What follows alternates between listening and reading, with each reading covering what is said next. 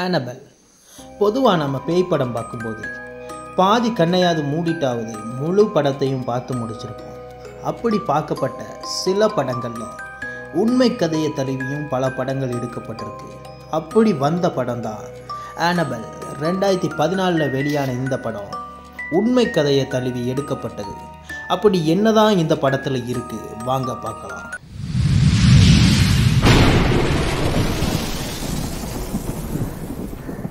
உலக அளவில் மிகப்பெரிய வளர்ச்சியடைந்த அமெரிக்காவையே கடந்த 50 வருஷமாக மரண பீதியில் வச்சிருந்த இந்த ஆனபெல் யார், வாங்க பார்க்கலாம்.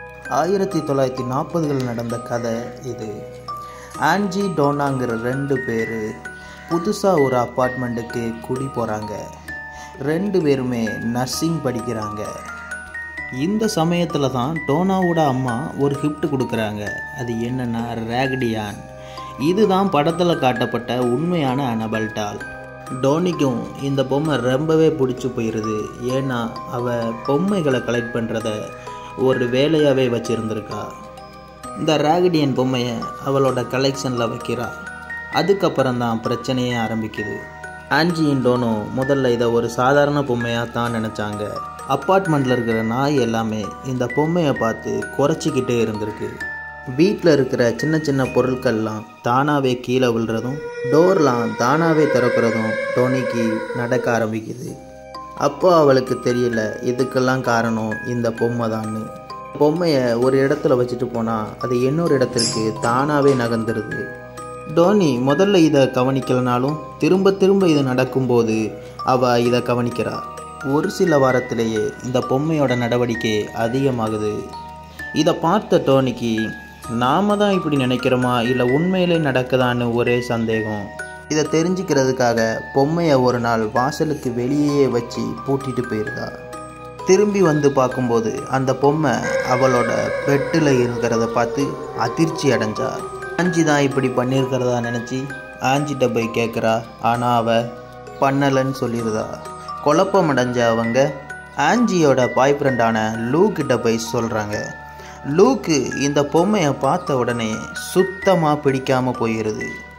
இந்த பொம்மையை பார்த்தாலே கெட்ட சக்தி இருக்கிற மாதிரி தெரியுதுன்னு இதை வெளியே தூக்கி போடவும் சொல்கிறான். டோனாவுக்கு இதில் கொஞ்சம் கூட விருப்பமே இல்லை. ஏன்னா அது அவங்க அம்மா கொடுத்த பொம்மையாச்சே. இன்னொரு நாள் அடுத்த சம்பவம் நடக்குது. டோனா வெளியே போயிட்டு வரும்போது வீட்டு வாசலில் துண்டு பேப்பரில் ஒரு சின்ன பிள்ளை கிறுக்கின மாதிரி ஹெல்ப் மீன்னு எழுதி இருக்குது. அதை பார்த்த அதையும் அவள் கேர்லெஸ்ஸாக எடுத்துக்கிறா. ஏன்னா அவள் இருக்கிறது அப்பார்ட்மெண்ட்டில் ஏதாவது ஒரு குழந்தை எழுதியிருக்கலாம் என்ன நினச்சிட்டு அவள் பாட்டுக்கு போயிருதா. இப்படியே சில நாள் போகுது. ஒரு நாள் வீட்டுக்கு வந்து பார்க்கும்போது இந்த பொம்மை பெட்டில் இருந்திருக்கு. கையில் எடுத்து பார்க்கும்போது உடல் முழுவதும் இரத்தமாக இருந்திருக்கு. எப்படா பொம்மைக்கு ரத்தம் வருங்கிற குழப்பத்தோட ஆஞ்சியோட பாய் ஃப்ரெண்டான லூ கிட்ட போய் சொல்கிறா. லூ இதுக்கு மேலே நேரத்தை வீணடிக்கக்கூடாதுன்னு மீடியம் கிட்ட போகிறான். பேய்கிட்ட பேசுகிறவங்க அவங்க வந்து ஆவி பாஷையில் பொம்மை கிட்ட பேசுகிறாங்க. அப்போ அவங்க சொன்னது இந்த பொம்மையோட உடம்புல ஆனபெல்ங்கிற ஒரு சின்ன பொண்ணோட ஆவி இருக்குதுன்னு சொல்கிறாங்க. இந்த பொண்ணு இதே அப்பார்ட்மெண்ட்டில் அவங்க அப்பா அம்மாவோட சந்தோஷமாக வாழ்ந்துட்டு இருந்ததாகவும் கார் ஆக்சிடெண்ட்டில் திடீர்னு உயிரை விட்டு நிறைவேறாத ஆகுறதுனால இந்த அப்பார்ட்மெண்ட்டே சுற்றி சுற்றி வர்றதா சொல்கிறாங்க. இதை கேட்ட டோனி மிகவும் இறக்கப்பட்டு இந்த பேயை விரட்ட வேண்டாம், இது எங்கள் கூட இருக்கட்டும்னு சொல்லிடுறதா. ஏன்னா இது வரைக்கும் யாரையுமே பெரிய அளவில் கஷ்டப்படுத்தலை. சின்ன சின்ன விஷயங்கள் பண்ணதுனாலேயே இதை நம்ம கூடவே வச்சுக்கலான்னு டோனா ஆசைப்பட்றா.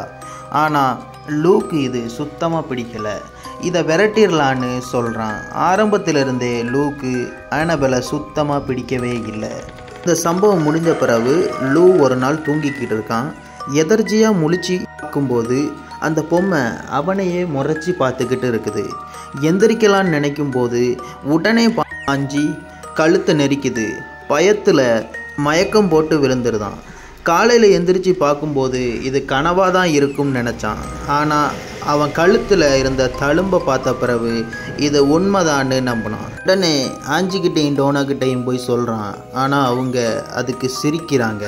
அந்த பொம்மையால் ஏற்பட்ட தழும்பை கட்டின பிறகு தான் அவங்க நம்பவே செய்கிறாங்க. இதுக்கு அடுத்து தான் அவங்க ஆவிகள் ஓட்டுறவங்ககிட்ட போய் உதவி கேட்குறாங்க. அவங்கள பேரநார்மல் இன்வெஸ்டிகேட்டர்ஸ்னு சொல்லுவாங்க. அப்போ இந்த விஷயத்தில் ஃபேமஸாக இருந்தவங்க எட் அண்ட் லொரேன் அவங்களும் இந்த கேஸை எடுத்துக்கிறதுக்கு சம்மதிக்கிறாங்க. எட் அண்ட் லொரேன் இந்த பொம்மையை பார்த்த உடனே சொல்லிடுறாங்க, இதில் ஏதோ ஒரு தப்பான விஷயம் இருக்குன்னு. இந்த பொம்மையை நீங்கள் 3 பேரும் வச்சுருந்தீங்கன்னா கண்டிப்பாக உயிர் பலி ஏற்படும்னு சொல்லியிருந்தாங்க.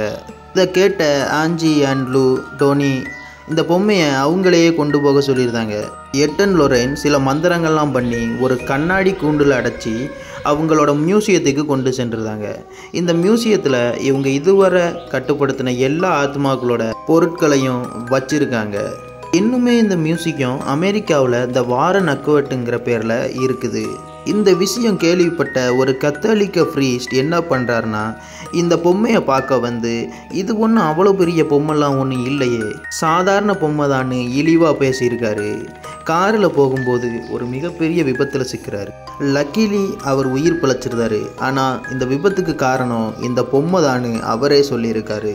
இதை பார்த்த ஒரு பையன் இதெல்லாம் போய் நான் இதை நிரூபித்து காட்டுறேன்னு அந்த ஆனவல் பொம்மையை கண்ணாடி பெட்டியிலேருந்து வெளியே எடுக்க முயற்சி பண்ணியிருக்கான். பார்த்த எட் அவனை வெளியே துரத்திருந்தாங்க. அவன் பைக்கில் போகும்போது ஒரு கோரமான விபத்து நடக்குது. இதுக்கப்புறம்தான் இந்த ஆனபல் மிகப்பெரிய அளவில் ஃபேமஸ் ஆகுது. இந்த ஆனபல் கதையை வச்சு படங்களும் எடுக்க ஆரம்பிக்கிறாங்க. இதை பற்றி நீங்கள் என்ன நினைக்கிறீங்க? உண்மையிலேயே இந்த பொம்மையில் என்ன தான் இருக்கும்? உங்கள் கருத்துக்களை கமெண்ட் பண்ணுங்கள். இந்த மாதிரியான இன்ட்ரெஸ்டிங்கான வீடியோ பார்க்க சப்ஸ்கிரைப் பண்ணி வச்சுக்கோங்க. காய்ஸ், இதோட இந்த வீடியோ முடியுது. அடுத்த வீடியோவில் உங்களை சந்திக்கிறேன். பாய், டாட்டா, see you.